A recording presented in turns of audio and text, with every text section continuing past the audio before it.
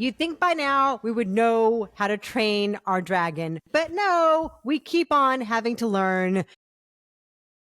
This is yet another version of How to Train Your Dragon. This is a live action remake of the animated movie that you probably saw because that was great. Here we are learning new dragon slaying techniques, apparently. We did not know, but they keep changing. They keep getting updated. Like a new iPhone. But it's a dragon. Thanks for being here. William Bibbiani, my great friend Bibbs, is filling in today on how to train your dragon. He saw it. I saw it. We saw it. Have you seen it? Will you see it? Let us know. Bibbs, what's it about? Everything we know about dragons is wrong. Okay, so about 15 years ago, there was a movie called How to Train Your Dragon. It's that again. Like that's it. If you've never seen it, you are not the demographic for it. They really just want to capitalize on the nostalgia. But the gist of it is there is this island village called Berk. It is full of Vikings in the vague past. And they are humanity's like line of defense against dragons who all live up in the north, tippity-toppity north. And there is the leader of the town. His name is Stoic. Because he's stoic. He is voiced by Gerard Butler in the original. He's played by Gerard Butler in the remake. And he has a son named Hiccup, played by Mason Thames in this version, who is a gangly nerd. And he's not good at killing dragons. And everyone's like, this guy will never kill any dragons. He sucks. And then he's like, well, I will train one. And he finds a dragon, and they get to know each other, and they're pretty cool. And then everyone's like, he knows a lot about dragons now. He's super cool. And then it turns out that people are like, oh no, he met a dragon and he likes it. He's a pariah. We don't like him anymore. And then everyone learns a valuable lesson, and there's some action. How to Train Your Dragon. Yeah, you did it. So, how is this compared to the animated original? Well, I think it's longer. Mm-hmm.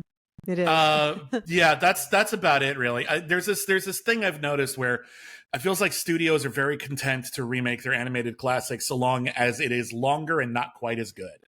I noticed with the Lilo and Stitch, it's true for How to Train Your Dragon. How to Train Your Dragon, if you like the original movie, and I can only imagine you probably do. I think it's a wonderful film. Mm-hmm. They did nothing differently. There's one change that I noticed that is actually of note, and that is, if you'll recall, the ongoing joke that everyone had about How to Train Your Dragon was, why are all these Vikings Scottish? Which admittedly was weird.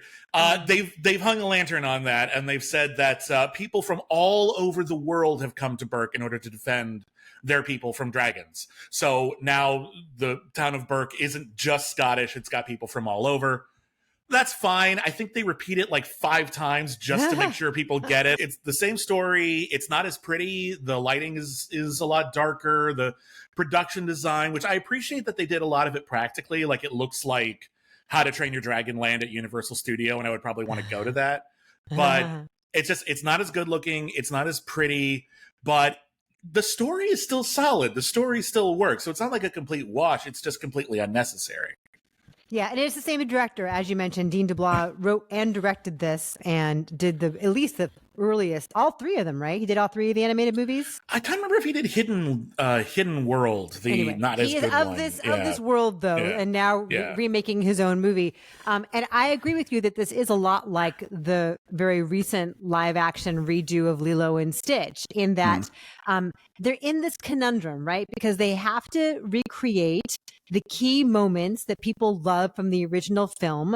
They have to bring back dialogue from the original film. So they're sort of like they're hemmed in by the parameters of that. And then straying from that, either it doesn't work or it feels superfluous, or as you say, it adds like 20 extra minutes or whatever it is. And so it does kind of feel cynical, like, you know, a cash grab, like a shameless ploy for nostalgia. It cannot. Yeah. But then there are some things about this that do work eventually. For me, it took a long time for this to get going. And that first opening action sequence is really dark, and the energy is just not there. And I think also, like the Lilo and Stitch redo, there are just certain things you can do with animation Right. Right. There's an energy, there's a pliability, a flexibility, a fluidity that you cannot achieve with live action filmmaking, no matter how much CGI exists. Well, even just on a basic level, like Lilo and Stitch, one of the things they changed from the original movie was in the original movie, the aliens would just like put on human clothes and a wig and pretend to be human. And we all kind of accepted that. But when everyone is live action, you can't buy that this 7-foot tall, Cyclops is going to impersonate that. So you change it so that they look like real human beings, which also saves you money. Here, I feel like Dean DeBlois is, I don't know this for a fact, but the fact that he made this and that he made almost no changes whatsoever, for me, feels like him protecting his baby. Oh, are you going to remake my movie? I need to make sure you don't screw it up because I thought it was perfect the first time.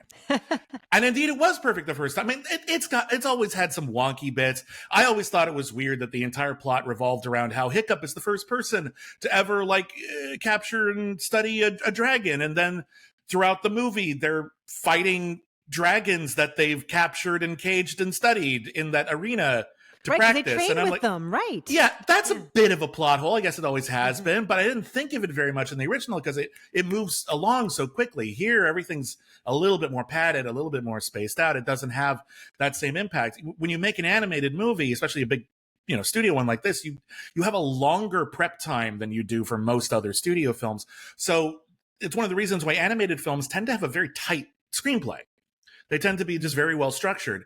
And yeah, if once you start playing with that, once you're like, oh, we'll just change this one little thing, well, then that breaks everything else, Lilo and Stitch. So here, they're keeping it basically the same. Yeah. Which is fine, and it's still an adequate movie, but it just feels I cannot think of a single reason, and I think this is the only job a remake really has. It doesn't have to be better than the original. That's a tall order. There just has to be a reason to watch the remake instead. Like one thing, like, okay, well, the remake does this differently, and that's kind of cool.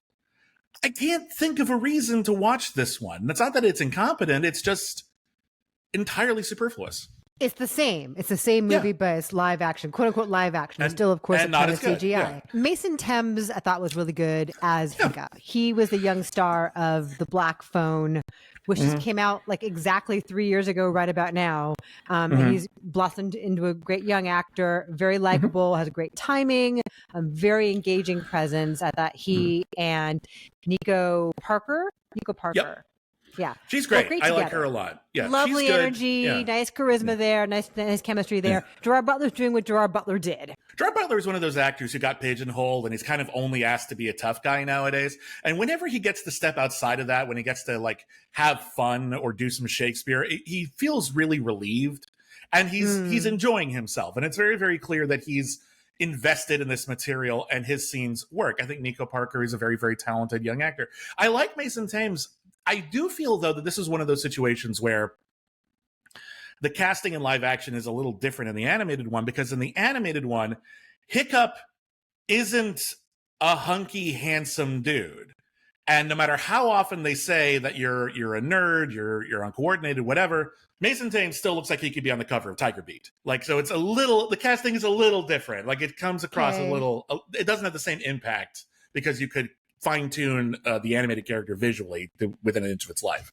But he's really good. I thought he had good energy and was a lot of fun. It's a fun performance. He's good in the role. It's just he has a different presence, is my point. Yeah. And then I think eventually when you get to that big scene where they do the test flight, then it finally, literally and figuratively takes flight. Then it becomes the movie that you want it to be, and it's beautiful and it's more vibrant and the colors are livelier, and the energy of it with the swooping and the falling and the soaring, and that's all really, really fun. So it takes a long time to find the energy and find the reason to exist. But again, as you say, it's exactly the same as the animated movie, which is beautiful. So why not just watch that? I guess money. There are some they want money.